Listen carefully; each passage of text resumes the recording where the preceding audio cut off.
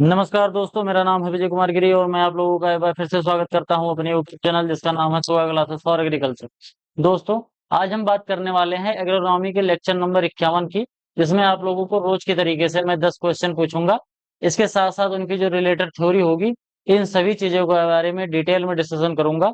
तो चलिए शुरू करते हैं। उससे पहले मैं आप लोगों के लिए एक बहुत इंपॉर्टेंट सूचना लेके आया हूँ, मैं उसको बता देता हूँ कि मैंने एक नया कोर्स लॉन्च किया है। इस कोर्स का नाम है unlimited ultimate agriculture course. Ultimate agriculture course में आपको क्या मिलेगा? ये मात्र 1,000 रुपए में आपको मिलेगा, जिसमें आपको ये इतने इतने ढेर सारे ये जो सब्जेक्ट हैं, इन सभी सब्जेक्ट का बेसिक से लेके एडवांस लेवल तक पढ़ाया जाएगा। कहने का मतलब ये है कि आप किसी भी वनडे एग्जाम की तैयारी कर रहे हैं जिसमें एग्रीकल्चर पूछा जा रहा है, चाहे वो यूपी एजीटीए हो, चाहे आईबीपीएस एफओ हो, चाहे फिर राजस्थान का सुपरवाइजर हो, या मध्य प्रदेश की जो वैकेंसी आती है एग्रीकल्चर से रिलेटेड। कहने का मतलब पूरे भारत में जो एग्रीकल्चर से रिलेटेड अगर कोई भी वनडे एग्जाम है, उसमें ये कोर्स बहुत ही इंपॉर्टेंट होने वाला है। क्योंकि मैंने देखा है कई बार लोग क्या करते हैं कि आईबीपीएस एफओ के लिए अलग कोर्स बनाते हैं और एजीटीए के लिए अलग कोर्स बनाते हैं, जबकि 19-20 का अंतर सब में रहता है। तो ये कोर्स जो है लगभग मैं 1 साल में कंप्लीट करूंगा। अभी मैं आप लोगों को बता दे रहा हूँ, आज लॉन्च हो रहा है और ये लगभग 1 साल में कंप्लीट होगा। और जब 1 साल बाद आप इसको पूरा पढ़ के निकलोगे, तो ये मेरी गारंटी है कि आपसे अच्छा और आपसे ज्यादा विद्वान और नॉलेजेबल पर्सन इन सब्जेक्ट में और दूसरा देखने को नहीं मिलेगा। हर लेक्चर की जितने इसमें सब्जेक्ट हैं, कम से कम मैं यहाँ पर अंदाज लगा पा रहा हूँ, कम से कम आपको एक एक जो सब्जेक्ट है, कम से कम उसके हमें 60 से 70 घंटे की क्लास पढ़ाने वाला हूँ। यानी कि खूब लंबा चौड़ा कोर्स होने वाला है, बहुत अच्छे तरीके से डिटेल में पढ़ाया जाएगा। साथ में आपको इसके वीडियो लेक्चर्स मिलेंगे और साथ में नोट्स भी मिलेंगे। जो भी मैं यहाँ पर पढ़ाऊंगा उसके आपको नोट्स भी मिलेंगे। और ये नोट्स जो होंगे वो इंग्लिश में होंगे। पढ़ाते समय मैं हिंदी और इंग्लिश दोनों में पढ़ाऊंगा। और ये नोट्स जो आपको मिलने वाले हैं ये इंग्लिश में केवल केवल होंगे। और ये सभी चीजें आपको टेलीग्राम पर मिलेंगी। मात्र कितने में? मात्र 1,000 रुपए में आपको ये सभी चीजें मिल जाएंगी। आपको कहीं इधर उधर भटकने की जरूरत नहीं होगी। आप इसको पढ़ लोगे तो एग्रीकल्चर कहीं से भी कोई भी पूछे, आपका बिल्कुल 100% अच्छे तरीके से क्लियर हो जाएगा। इसको करना क्या है, अगर आप इसको परचेज करना चाहते हो तो आपको 1,000 रुपए का पेमेंट करना है इस क्यूआर कोड को स्कैन करके। और स्कैन करने के बाद आपको इसका जो स्क्रीनशॉट है वो मेरे पास भेजना है। इसके साथ साथ मैंने दूसरा कोर्स भी लॉन्च कर रखा है। और वो अपना जो दूसरा कोर्स है वो है बीएससी एग्रीकल्चर फर्स्ट सेमेस्टर के लिए। अगर आप फर्स्ट सेमेस्टर में होंगे तो आप ये जो 8 सब्जेक्ट यहाँ पर दिए गए हैं, ये 8 सब्जेक्ट आप पढ़ रहे होंगे। अगर आप चाहते हो कि 8 सब्जेक्ट आपको अच्छे से पढ़ने को मिल जाए तो आपको क्या करना है, 500 रुपए का पेमेंट करना है इस क्यूआर कोड को स्कैन करके। तो यहाँ पर मैंने 2 कोर्स लॉन्च कर रखे हैं। एक कोर्स तो बीएससी एग्रीकल्चर फर्स्ट सेमेस्टर के लिए है स्पेशली, और एक कोर्स जो है उसमें आपको बेसिक से एडवांस लेवल तक पूरा एग्रीकल्चर, जो उसमें 16 सब्जेक्ट हैं, वो डिटेल में बिल्कुल पढ़ाया जाएगा जितने इसमें लिखे गए हैं। जब आप इनका पेमेंट करोगे तो पेमेंट करने के बाद उसका स्क्रीनशॉट मेरे पास भेजना है। कैसे भेजोगे? टेलीग्राम पर जाना और टेलीग्राम पर जाके सर्च करना @विजय कुमार गिरी 945। जैसे लिखा है इस एग्जैक्ट इसी तरीके से लिख के जब आप सर्च करोगे तो वहां पर आपको एक कॉन्टेक्ट मिलेगा। वहां पर आपको अपना स्क्रीनशॉट सेंड कर देना है और उसके साथ साथ अपना मोबाइल नंबर सेंड कर देना है, जिस मोबाइल नंबर से आप टेलीग्राम चलाते हो। अगर आप 1,000 रुपए वाला कंप्लीट बैच वाला कोर्स खरीदना चाहते हो तो 1,000 रुपए का पेमेंट करना है, और फर्स्ट सेमेस्टर का केवल खरीदना चाहते हो तो आपको 500 रुपए का पेमेंट करना है। ये दोनों में से अगर दोनों खरीदना चाहते हो तो दोनों का कर देना, एक खरीदना चाहते हो तो एक का पेमेंट करके मेरे पास स्क्रीनशॉट भेज दोगे तो आपको जो पूरा जो कोर्स है वो मैं प्रोवाइड कर दूंगा। आपको एक एक लेक्चर रोज मिलता जाएगा, सैटरडे और संडे को छोड़कर रोज 1 घंटे का लगभग लेक्चर आपको मिलेगा। चलिए देखते हैं, सबसे पहले अपने टॉपिक पर वापस आते हैं। पहला क्वेश्चन देखते हैं। What is the optimal time what is the optimal time for sowing gram to ensure good aeration and growth? कहने का मतलब ये है कि ऑप्टिमल टाइम क्या होता है सोइंग करने के लिए ग्राम को ensure good aeration and growth. कहने का मतलब ये है कि किस समय पर हम चने की बुआई करें जिससे उसमें गुड एरेशन हो जाए और उसकी ग्रोथ अच्छी हो जाए। First fourth night of September, second fourth night of अक्टूबर, या फिर first fourth night of November, या फिर second fourth night of November.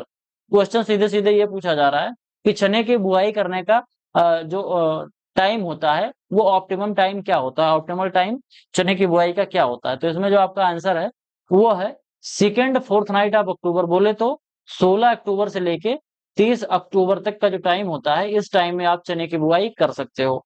Sowing is sowing in the second fortnight of October ensure optimal temperature for the gram growth. इसकी growth के लिए एक अच्छा time इसको मिल जाता है। A rough seed bed during the this time provide good aeration. मैंने आप लोगों को कल भी जब पढ़ाया था तो मैंने उसमें बोला था कि जो ग्राम होता है उसके लिए सबसे अच्छी सॉइल मानी जाती है जो थोड़ी सी रफ हो, मतलब जिसमें थोड़े से ढेले पड़े हों। अगर थोड़ा क्लॉड होगा तो चने की फसल उसमें बहुत अच्छे से ग्रो होती है। Avoid Frost risk during the critical flowering stage. जब हम इसकी थोड़ी सी अर्ली सोइंग करते हैं, बोले तो अक्टूबर में जब हम इसकी सोइंग कर देते हैं, तो फ्लावरिंग का जब समय आता है तो फ्लावरिंग के समय पर उतनी ज्यादा ठंडी नहीं पड़ रही होती है। तो जो फ्रॉस्ट वाली कंडीशन हो जाती है, जो फ्रॉस्ट के वजह से जो नुकसान होता है, ये चीजें नहीं मिलती हैं देखने को। क्यों? क्योंकि फ्लावरिंग थोड़ा सा पहले ही आ जाता है। जैसे जो आप लोगों ने देखा होगा कि फरवरी ओ सॉरी जो जनवरी होती है, वो जनवरी में बिल्कुल बहुत ज्यादा ठंडी पड़ती है, उसी समय फ्रॉस्ट वाली कंडीशन मिलती है। तो अगर हम इसको थोड़ी अर्ली सोइंग कर देंगे तो फ्लावरिंग थोड़ा जल्दी आ जाएगा और फ्रॉस्ट से हमारे जो फसल है वो बच जाएगी। Alliance with the gram growing season in north India. North India में जो ग्राम ग्रोइंग सीजन होती है उसके साथ ही इसको हम बोते हैं। Ensure better germination and early establishment. अगर हम जल्दी बोएंगे तो जल्दी इसका जर्मिनेशन हो जाएगा और अर्ली इसका स्टेब्लिशमेंट हो जाएगा, जिसकी वजह से ये बहुत अच्छे से आगे चलकर ग्रो हो पाएगा। अगला क्वेश्चन देखते हैं। What is the recommended seed rate for the gram per hectare. पूछा जा रहा है कि चने का सीड रेट क्या होता है, यही आपसे पूछा जा रहा है। 50 से 60 किलोग्राम, 80 से 100 किलोग्राम, 120 से 150 किलोग्राम, या फिर 150 से 200 किलोग्राम। इनमें से कौन सा ऑप्शन है जो आपका राइट आंसर हो सकता है? तो आपका जो ऑप्शन है, ऑप्शन नंबर बी बोले तो 80 से 100 किलोग्राम जो है, ये चने का सीड रेट होता है। A seed rate of 80 to 100 kilogram ensure proper plant density. जब इतना हम बोते हैं तो हमको एक प्रॉपर प्लांट डेंसिटी मिल जाती है, जिसकी वजह से न्यूट्रिएंट, वाटर और लाइट, इन सभी का एक प्रॉपर कंपोजिशन मिल पाता है पौधे को। अगर हम ज्यादा सीड रेट डाल देंगे तो इससे ओवर क्राउडिंग हो जाएगी और हमारी जो ग्रोथ है वो घट जाएगी। इसके साथ साथ अगर हम सीड रेट को कम डालेंगे, बोले तो 80 किलोग्राम से अगर हमने कम डाल दिया है, तो इससे जो क्रॉप की स्टेब्लिशमेंट है वो थोड़ी सी पुअर हो जाएगी और बीच में इसमें वीड ग्रो हो जाएंगे, खरपतवार उग जाएंगे। इसके साथ साथ adjust based on seed size and variety. मैंने आप लोगों को बोला था कि जो टेस्ट वेट होता है किसी भी सीड का, उसके आधार पर यह निर्धारित किया जाता है कि वास्तव में सीड रेट कितनी होनी चाहिए। तो अगर थोड़ा सा कई बार ऐसा होता है कि जो टेस्ट वेट है वो थोड़ा सा कम है, तो सीड रेट थोड़ा सा कम कर देंगे तो कोई दिक्कत नहीं है। लेकिन फिलहाल ये भी समझते चलिए कि जैसे जैसे सीड रेट घटता जाएगा, जैसे जैसे टेस्ट वेट घटता जाएगा, वैसे वैसे जो सीड का विगोर है, यानी कि सीड की जो क्वालिटी है, जर्मिनेशन की कैपेसिटी है, वो भी घटती जाएगी। What is the recommended spacing for the gram planting. Gram की प्लांटिंग अगर हम करते हैं तो रिकमेंडेड स्पेसिंग कितनी रखते हैं, मतलब रो टू रो और प्लांट टू प्लांट। ये रो की दूरी है और ये प्लांट की। तो row to row, plant to plant कितनी दूरी रखते हैं? 20 × 10 सेंटीमीटर, 30 × 10 सेंटीमीटर, या फिर 40 × 15 सेंटीमीटर, या 60 × 15 सेंटीमीटर। इनमें से कौन सा ऑप्शन है जो आपका राइट आंसर हो सकता है? तो आपका ऑप्शन नंबर जो बी है, बोले तो 80 से ओ सॉरी 30 से 30 सेंटीमीटर क्या होना चाहिए, रो टू रो डिस्टेंस होनी चाहिए। और इसके साथ साथ जो आपका 10 सेंटीमीटर है, ये प्लांट टू प्लांट डिस्टेंस होनी चाहिए। बात करते हैं इसकी स्पेसिंग की, तो 30 × 10 centimetre ensure optimum plant population of gram, allow sufficient space for the root and canopy development, facilitate inter cultivation and weed management. Weed management अच्छे से कर पाएंगे और इंटर कल्टिवेशन भी कर पाते हैं, क्योंकि इसमें एक चीज होती है, निपिंग करते हैं। तो निपिंग वाली जो प्रक्रिया होती है वो हम तभी कर पाएंगे जब बीच में थोड़ी सी स्पेस सही रहेगी। अगर स्पेस थोड़ी सी कम मिलेगी तो हम ये चीज नहीं कर पाएंगे। reduces competition to ensure resources among plants। अगर इतनी स्पेसिंग रहती है तो जो पौधे होते हैं, जो न्यूट्रिएंट के लिए मार धाड़ करते रहते हैं, कंपटीशन करते रहते हैं, तो वो कंपटीशन नहीं करेंगे, थोड़ा सा कंपटीशन कम हो जाता है। Commonly practice in north India. North India में जो चने की खेती करी जाती है उसमें स्पेसिंग 30 × 10 पे रखते हैं। Delayed planting of gram increase the incident of which paste. ध्यान से समझना, जब हम डिले करते हैं प्लांटिंग में तो एक तो हमको फ्रॉस्ट से दिक्कत होती है, और दूसरी किस चीज से दिक्कत होती है ये पूछा जा रहा है, एफिड से, पॉड बोरर से, व्हाइट फ्लाई से, या फिर थ्रिप्स से। पॉड फ्लाई का अगर हम बात करें तो पॉड फ्लाई का जो साइंटिफिक नेम होता है वो हेलिकोबर्पा आर्मीजेरा होता है। ठीक, हेलिकोबर्पा आर्मीजेरा। ध्यान से समझना इसको। इसमें जो आपका राइट आंसर है वो है आपका option number B, pod borer. Pod borer जो लगता है, जो चने में आप लोगों ने देखा हो, जिसको बोलते हैं फली बेधक कीट। तो अगर हमने देर से बुआई करी है तो बाद में ये क्या होता है कि इसमें हेलिकोबर्पा आर्मीजेरा लगने की संभावना ज्यादा हो जाती है। इसीलिए हमको डिले राइपनिंग, डिले प्लांटिंग नहीं करनी चाहिए। जल्दी करोगे तो फ्रॉस्ट से भी बच जाओगे और पॉड बोरर से भी बच जाओगे। Delay planting make gram more susceptible to pod borer.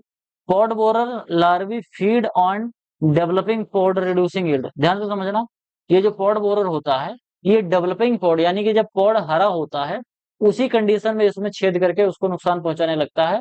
और पॉड बोरर का जो लार्वल स्टेज होता है, बोले तो इसका जो लार्वा होता है यही नुकसान पहुंचाता है, ना इसका एडल्ट नुकसान पहुंचाता है और ना इसका एग नुकसान पहुंचाता है। तो नुकसान पहुंचाने वाला कौन सा स्टेज है, जो लार्वल स्टेज होता है हेलिकोबर्पा आर्मीजेरा का, यही नुकसान करता है। Early sowing align crop stages with lower pest activity. जब जल्दी सोइंग कर देंगे तो पेस्ट एक्टिविटी उस समय थोड़ी सी कम रहती है और पॉड बोरर नहीं लग पाता है। Integrated pest management can control pod borer. Integrated pest management के तरीके से भी हम पॉड बोरर को कंट्रोल कर सकते हैं। और इसके साथ साथ केमिकल कंट्रोल, जिसमें से ITBA, अगर हम 75 ppm ITBA आता है, इसको अगर हम 75 ppm के घोल का छिड़काव कर देंगे अपने खेत में तो इससे हम पॉड बोरर से निजात पा सकते हैं। What is the critical irrigation stage for gram to ensure proper growth. Gram का प्रॉपर ग्रोथ को इंश्योर करने के लिए क्रिटिकल स्टेज क्या है इरिगेशन। कहने का मतलब ये है कि चने की क्रांतिक अवस्था क्या है सिंचाई करने की। Germination stage, vegetative stage, pre flowering and pot development stage, या फिर मैच्योरिटी स्टेज। इन चारों में से कौन सा ऑप्शन है जो आपका राइट आंसर हो सकता है। तो चने के केस में जो फ्लावरिंग से थोड़ा सा पहले वाला सीजन होता है, फ्लावरिंग से थोड़ा सा पहले, और जो पॉड का डेवलपमेंट होता है, ये दो जो स्टेज होती है बहुत क्रिटिकल होती है। एक चीज और ध्यान से समझना, कभी भी फ्लावरिंग के टाइम पर क्या, कभी भी फ्लावरिंग के टाइम पर किसी भी प्लांट में क्या नहीं करना चाहिए, फ्लावरिंग के टाइम पे हमको इरिगेशन नहीं करना चाहिए। क्यों? क्योंकि जब आप फ्लावरिंग के टाइम पे इरिगेशन कर देते हो तो फ्लावर ड्रॉप होने लगता है। तो फ्लावर ड्रॉप से अगर हमको बचाना है अपनी फसलों को तो we have to make ensure that we should be apply irrigation before flowering. Flowering से जस्ट पहले, ऐसा मतलब 10 से 12 दिन पहले फ्लावरिंग स्टार्ट हो, उससे 10-12 दिन पहले ही अगर हम फ्लावरिंग इरिगेशन कर देंगे तो ये दिक्कत नहीं होगी। अगर पता चले कि फूल निकल रहे हैं और उसी समय हमने फ्लावरिंग सिंचाई कर दिया तो जो फ्लावर है वो ड्रॉप होने लगता है, फूल जो है वो झड़ने लगते हैं। इसके साथ साथ जब पॉड फॉर्मेशन वाला स्टेज होती है इसमें सिंचाई करी जाती है, तो ये जो सिंचाई की जो अवस्थाएं होती हैं ये बहुत ज्यादा क्रिटिकल होती हैं। Pre flowering and pod development stage are critical for irrigation in gram. Water stress during these stages reduces pod setting. अगर इसमें पानी की कमी हो गई तो पॉड सेटिंग अच्छे से नहीं हो पाएगी। Ensure proper flower development and seed filling. Seed filling के लिए और प्रॉपर फ्लावर डेवलपमेंट के लिए इरिगेशन बहुत जरूरी है। लेकिन जब फ्लावरिंग हो रही हो, पता चले कि कुछ फ्लावर खेत में दिख रहे हैं, उस समय इरिगेशन कर दोगे तो फ्लावर गिरने लगेंगे। ये अधिकतर फसलों में होता है, केवल इसी में नहीं, अधिकतर फसलों में ये समस्या देखने को मिलती है। No irrigation should be provide at flowering to avoid excess moisture.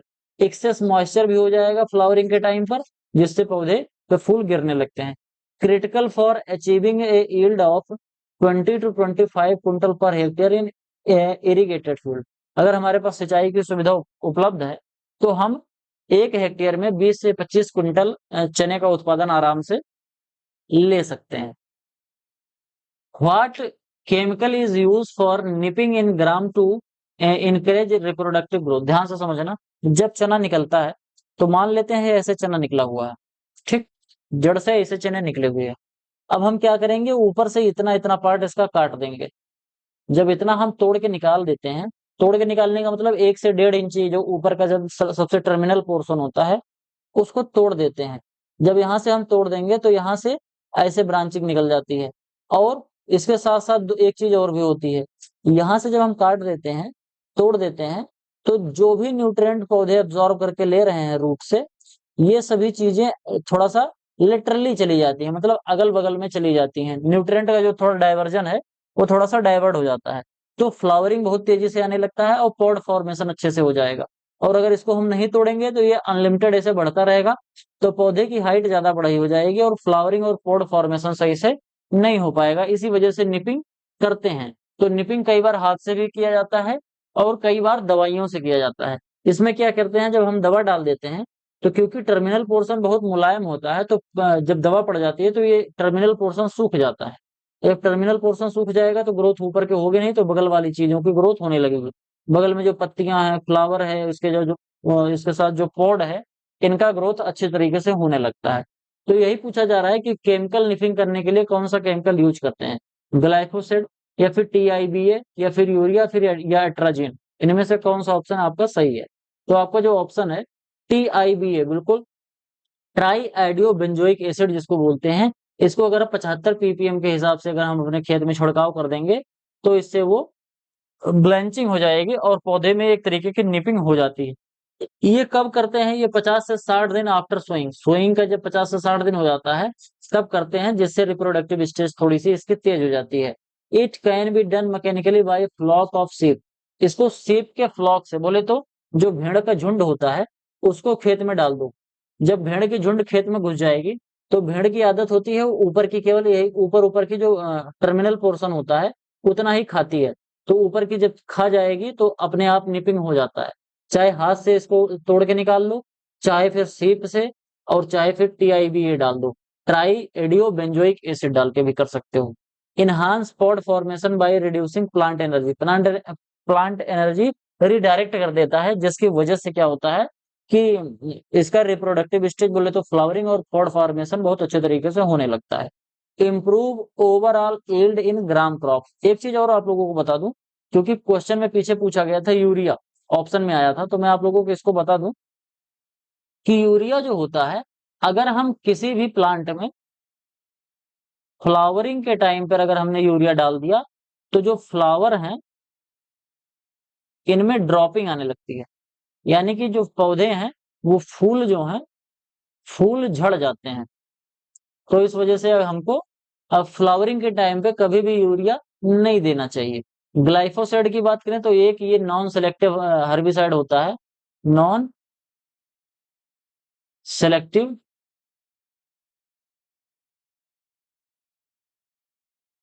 Herbicide होता है। आगे बात करते हैं, अगला क्वेश्चन देखते हैं, what is the protein content of gram as per the given data. कहने का मतलब जो चना होता है, चने में प्रोटीन कितना पाया जा रहा है, 15, 18, 21 या फिर 25%। तो इसमें जो आपका राइट आंसर है वो है आपका ऑप्शन नंबर सी, 21%। जो अपना ग्राम होता है, ग्राम के अंदर जो प्रोटीन होती है वो कितनी पाई जाती है, ग्राम के अंदर जो प्रोटीन होती है वो 21% पाई जाती है।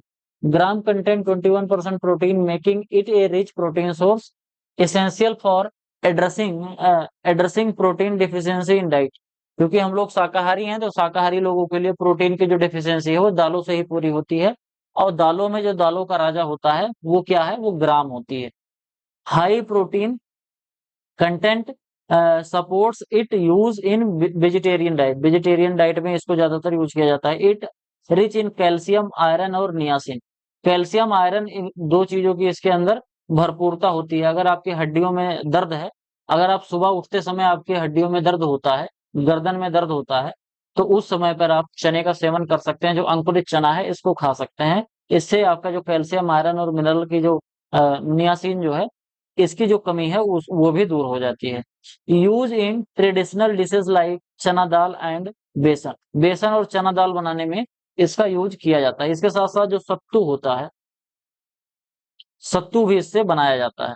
आगे बढ़ते हैं, deep sowing of gram helps protect the crop from which disease, यानी कि deep sowing of gram, gram की अगर हम कह रहा है कि अगर ग्राम की हम ले डीप सोइंग कर देते हैं, बोले तो ग्राम की जो बुआई है वो हम क्या कर देंगे, गहराई में कर देंगे, तो उससे क्या होगा, अकोचिया ब्लाइट नहीं लगेगा, बिल्ट नहीं लगेगा, पाउडरी मिल्ड्यू नहीं लगेगा, या रूट रॉट नहीं लगेगा। इनमें से कौन सा चीज है जो नहीं लगेगा? तो आपका जो ऑप्शन है वो बिल्ट डिजीज है। कहने का मतलब, जब हम डीप सोइंग करते हैं तो डीप सोइंग करने पर क्या होता है कि जो विल्ट डिजीज है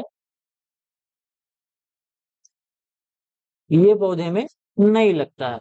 डीप सोइंग एटलीस्ट 8 सेंटीमीटर, ये कई बार एग्जाम में पूछा जाता है कि डीप सोइंग कितनी करते हैं। सोइंग जो डेप्थ होती है वो चने की कितनी होती है, तो ये होती है 8 सेंटीमीटर। तो ये जरूर याद करना है ना। Protect gram from built disease, ये 8 सेंटीमीटर वाला क्वेश्चन एक बार IBPS AFO में पूछा जा चुका है। Built is caused by fungi like fusarium affecting growth, ये फ्यूजेरियम की वजह से होता है। फ्यूजेरियम स्पीसीज जो होता है उसी की वजह से बिल्ट डिजीज लगता है, एक तरीके का फंगल डिजीज है। Early and shallow sown crop are more prone to wilt, deep sowing ensure better root establishment and resistant at common practice to manage wilt in gram field. एक बहुत ही common practice होती है, deep sowing करोगे तो built in लग पाएगा। इसके साथ साथ थोड़ा सा रफ बेड होता है तो एरेशन बराबर होता रहता है। इसके जो इसका जो प्रांकुर होता है थोड़ा लंबा होता है, इस वजह से इसको थोड़ा डीप में स्विंग कर देंगे तब भी ये ऊपर तक निकल जाता है। हुएर डिड पिजन पी, जिसको हम बोलते हैं कैजनस कजान, ये कैजनस कजान है, इसको कबूतर मटर नहीं बोलते हैं, ट्रांसलेशन गलत हो गया है। पिजन पी को क्या कहते हैं, अरहर कहते हैं। ठीक, तो अरहर की उत्पत्ति कहाँ हुई थी, इंडिया में, अफ्रीका में, साउथ अमेरिका में, या फिर ऑस्ट्रेलिया में? तो अरहर का जो उत्पत्ति स्थान है वो है अफ्रीका। अफ्रीका में इसका ओरिजिन प्लेस माना जाता है। Pigeon P originated in Africa before spreading in India, India में आने से पहले ये अफ्रीका में ओरिजिनेट हो चुका था। इसको हम रेड ग्राम कहते हैं, अरहर तुअर भी कहते हैं। तुअर दाल, अरहर और ग्राम, जिसको रेड ग्राम भी कहा जाता है। केवल ग्राम नहीं, केवल ग्राम कहोगे तो अपना तो चना हो जाएगा, चना बोले तो केवल ग्राम, और रेड ग्राम हो जाएगा तो क्या होता है, इसको बोलते हैं अरहर। India now lead in area and production of globally, यानी कि अरहर की दाल जो है वो इंडिया में प्रोडक्शन में भी आगे है और एरिया में भी आगे है। भारत में सबसे ज्यादा एरिया में इसकी खेती भी होती है और प्रोडक्शन भी होता है। Most dot tolerant among pulses, जितने भी दाल वाली फसलें हैं, जितनी भी दाल वाली फसलें हैं, वैसे दाल वाली जो फसलों की वाटर रिक्वायरमेंट होती है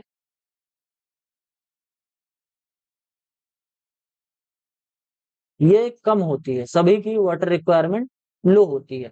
इसमें सबसे लोवेस्ट किसकी होती है, सबसे लोवेस्ट होती है अपनी रेड ग्राम की, जिसको हम पिजन पी बोलते हैं, या फिर हम बोल सकते हैं अरहर। Grown as perennial and annual depending on variety, कुछ इसकी वेराइटीज जो हैं वो पेरेनियल हैं, लगभग 18 महीने में ग्रो होती हैं। कुछ वेराइटी इसकी एनुअल के तरीके से हैं, बोले तो ये साल भर के अंदर अंदर ही ग्रो हो जाती हैं। और कुछ कुछ तो है 7 महीने और 6 महीने में भी, 6 से 8 महीने में ग्रो हो जाती हैं। तो अलग अलग वेराइटी इसकी अलग अलग तरीके से ग्रो होती है। कुछ state in India lead in the pigeon pea production, pigeon P के प्रोडक्शन में कौन सा स्टेट है जो लीड कर रहा है? पिजन पी का प्रोडक्शन की बात हो रही है, एरिया की नहीं बात हो रही। महाराष्ट्र, उत्तर प्रदेश, कर्नाटका और गुजरात। तो इसमें जो आपका राइट आंसर हो जाएगा ये हो जाएगा उत्तर प्रदेश। उत्तर प्रदेश में सबसे ज्यादा प्रोडक्शन होता है। Uttar Pradesh leads in pigeon pea production in India, followed by Maharashtra and Gujarat in production. इसके बाद सबसे पहले कौन है? सबसे पहले उत्तर प्रदेश है, उसके बाद महाराष्ट्र है और उसके बाद गुजरात है। तो ये 3 स्टेट इस सीक्वेंस में हैं। यूपी की जो क्लाइमेट है ये इसके लिए सूट करती है और ये कंट्रीब्यूट करता है लगभग 85% ग्लोबल प्रोडक्शन का। ठीक, इंडिया जो है, मान लेते हैं पूरी दुनिया में 100 किलोग्राम अरहर का उत्पादन हो रहा है तो उसमें आपको 85 किलोग्राम कहाँ से मिलेगा? भारत से ही मिलेगा। की पल्स क्रॉप आफ्टर ग्राम, जो चना होता है, चना के बाद जो है वो अरहर होता है, अरहर के बाद फिर मटर होता है। ठीक, इसके बाद फिर और क्रॉप आती है। मेजर 3 यही है, सबसे पहले चना, फिर अरहर, उसके बाद फिर मटर। तो आज की वीडियो में केवल इतना ही। आई होप आपको वीडियो पसंद आया होगा। वीडियो पसंद आया हो, मेरा एफर्ट आपको अच्छा लग रहा हो तो हमें फाइनेंशियली सपोर्ट कर सकते हैं। इसके साथ साथ वीडियो पसंद आया हो तो लाइक करिए, चैनल को सब्सक्राइब नहीं किया हो तो चैनल को सब्सक्राइब करिए, अपने दोस्तों के साथ चैनल को शेयर करिए। आपके जो भी सुझाव है कमेंट बॉक्स में जरूर लिखिए। कोर्स अगर आपको परचेज करना है तो 2 कोर्स हैं, एक 1000 रुपए का है जिसमें आपको A to Z एग्रीकल्चर मिलेगा, पूरा आप बेसिक से एडवांस पढ़ोगे, और एक 500 रुपए में है जिसमें आप फर्स्ट सेमेस्टर का एग्रीकल्चर का कोर्स खरीद सकते हो। अगर आपको लेना हो तो आप जो QR कोड है उसको स्कैन करके आप परचेज कर सकते हैं। मिलते हैं किसी दूसरी वीडियो में, तब तक के लिए इजाजत दीजिए। धन्यवाद।